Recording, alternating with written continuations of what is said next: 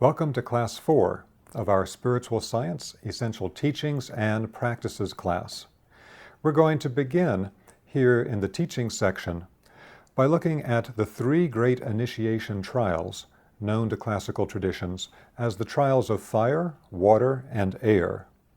These trials are necessary for us to be able to develop new soul qualities and new spiritual abilities that would normally require many incarnations to develop just by going through the normal evolution in the school of earthly incarnation, through the school of hard knocks that we go through as a default in our earthly life. By consciously undertaking these initiation trials, we can accelerate the process of spiritual development. Now, the first of these trials is the one that's known as the fire trial. And to some degree, the fire trial is something that everyone goes through in the school of earthly life, in the school of hard knocks. But the fire aspect of the trial is often intensified for people that do this as an initiation practice. The fire trial is called this because it puts us in the midst of the fire of great challenges in our life. It's intended to develop self-confidence, courage, fortitude, perseverance, and allows us to keep an inner state of equanimity, unbroken strength, and positivity in the midst of very difficult situations in our life, things that often bring suffering, disappointment, and sorrow. So to be able to keep strong in the midst of this and to have unbroken strength to pull on, no matter how difficult a situation becomes, is really the goal of the fire trial. So as we said, everyone goes through this in the midst of daily life. And it's simply that it's intensified when you do this as a practice of initiation. One thing we should clarify at this point is that there's something you hear a lot in modern metaphysics, which is a half-truth. And sometimes a half-truth is more dangerous than a complete lie, because it has enough truth in it that if a person does not practice discernment, they might accept it without looking at to what degree it is a limited truth. And what I'm speaking of right now is the idea that in our evolution on Earth, if we have difficult situations in our life, then we must have created them. It's become very popular in recent years to think in terms of that we create every aspect of our own reality. And so it's not uncommon to see a person who's going through terrible life struggles at a particular time, that other people in metaphysical circles will come up to them and say, well, why did you create that? And again, this is a half-truth. We do create a lot of things in our own life. We create a lot of the situations, particularly through our unskillful ways that we approach particular challenges in life. And we keep playing out the same dysfunctional patterns again and again. So we do create that. And we do, through our own karma, attract particular types of situations until we master them. We'll get that same difficult situation with a relationship or something in the world again and again until it's something that we've dealt with so many times and have gotten so much elegance in dealing with that it becomes irrelevant if it appears again. And then we can move beyond it. But the key thing to be aware of with this idea of, well, you must have created it if you have challenges in your life, is that although this is often true, it is not completely true. Other people have free will as well. And other people's free will may bring to you certain challenges that you yourself did not create, but that you will still need to deal with. That's the only way it could work in a free will universe. We have our own free will, how we then respond to the challenges they bring to us, but it wasn't necessarily our choice that this other person have some type of dysfunctional activity that they brought to us. That's one aspect. Another aspect linked to this concept of the fire trial is that spirit may bring to us increasing intensities of tremendous life challenges so that we have something to push against, so that we have the ability to develop a type of spiritual muscle. It's a kind of spiritual weightlifting, and the stronger the weight and the pressure against us, if we are not crushed by it, then, as Nietzsche says, that which does not destroy me makes me stronger. And so by having intensifying challenges, we become much stronger than we would be if those challenges did not appear. So sometimes Spirit will bring us these challenges.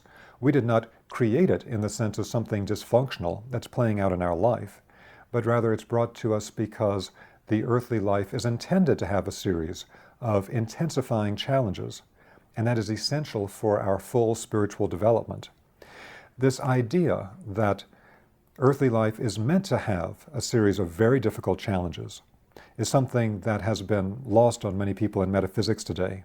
And so again, we've gone to this one-sided view of any challenges in your life as simply a sign of something dysfunctional. And that's simply not the case. Again, it's a half-truth. So we need to be aware that sometimes when people have tremendous challenges in their life, that this means that Spirit respects them. Spirit respects them enough to know that they have the capacity, they have the potential to handle this level of challenge and to develop spiritual strengths and new understandings at a more accelerated pace than another person might. So these are some things to bear in mind when we're dealing with the concept of the fire trial.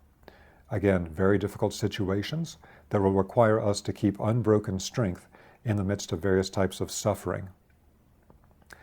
Now, if we just choose to continue with our initiation past the time of the fire trial, then we enter into what we described in a previous class in terms of the secret script that the initiate learns to read.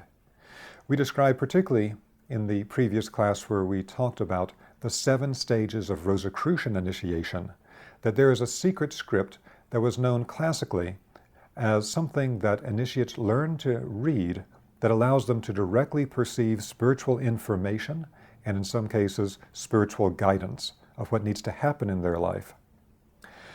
So in learning this secret script, which is connected to sacred geometry and will be a topic of a future online course that we do, this leads us to the next trial, which is known as the water trial. Now, the water trial is based on our being given a particular spiritual task, that there is nothing in the outer world, in the external world around us, that gives us any reason to perform this task. We're not compelled to perform it by anything visibly outside of us in our ordinary life. The only way that we learn what this task is and how to perform it properly is when we learn to read the secret script. This secret script will appear to us in our inner meditative life in terms of particular forms, shapes, colors, and sounds that we will perceive spiritually. And then the information will change over time as these shapes and sounds and colors and things change over time. And so we learn how to not only read the form or the sound, but also how to read the changes in the forms and the sounds that we perceive. And again, this is called reading the secret script in the classical tradition. And what this brings to us with needing to be given a spiritual task that we can only know through our own direct clairvoyant perception of the secret script is that this will lead us to a higher level of self-control and the ability to have belief in and to completely adhere to things that are revealed to us spiritually, inwardly, with no external aspect to them. So at this point, we're not simply guided by the challenges in external physical life, as we are to a great extent in the fire trial, but here in the water trial, it's something that we have to see spiritually, know the task, and know how to perform it properly. We have to be sure that we transcend the level of superficial personal preferences in life and just our personal whims of the moment that an undeveloped person is almost completely guided by. We have to make sure that we don't shrink away from any challenges that come up to us. If we have any reticence about dealing with what is given to us with the secret script, then great confusion will start to result in a person's inner life. It'll be increasingly difficult to perform the challenges given to us, the task of the water trial. So this means we have to develop absolutely clear judgment and a very high level of spiritual discernment. These are absolutely fundamental to be able to get through the water trial. Any tendencies that people have to pleasant types of illusions or fantasies will have to be overcome, or they will quickly turn the people undergoing the water trial away from the true task, and they'll start perceiving these pleasant fantasies instead of the actual secret script that gives them the information they need for the task. Now, once we've moved past the water trial, this can then move to the next level of spiritual trial, which is that of the air trial. The air trial is one in which we have no distinct goal or any external guidance. And purely out of our own connection to our higher self, to our own spiritual knowingness at a very high level, we have to find the strength and the spiritual perception to determine what is vital to be done at every moment of life.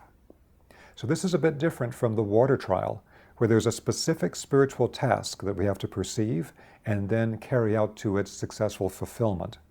Here with the air trial, we get very little guidance, but through our direct connection to our higher spirit, with every moment of every day, we have to find the right thing to do in every situation. Now this includes developing the capacity to be able to directly perceive specific karmic impulses and how particular things in a person's karma will come to fulfillment in specific moments in time.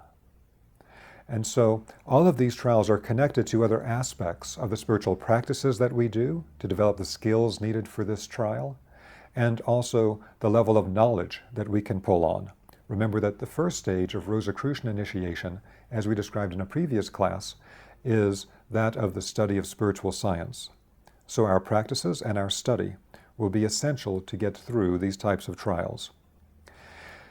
Now, if we can pass successfully through the air trial, that we get this permanent connection to our higher self that helps guide us as to what the correct action is in every moment in life as they appear, this allows us to take full responsibility for our own actions and to speak for ourself as a spiritual being, rather than speaking in the name of any other being.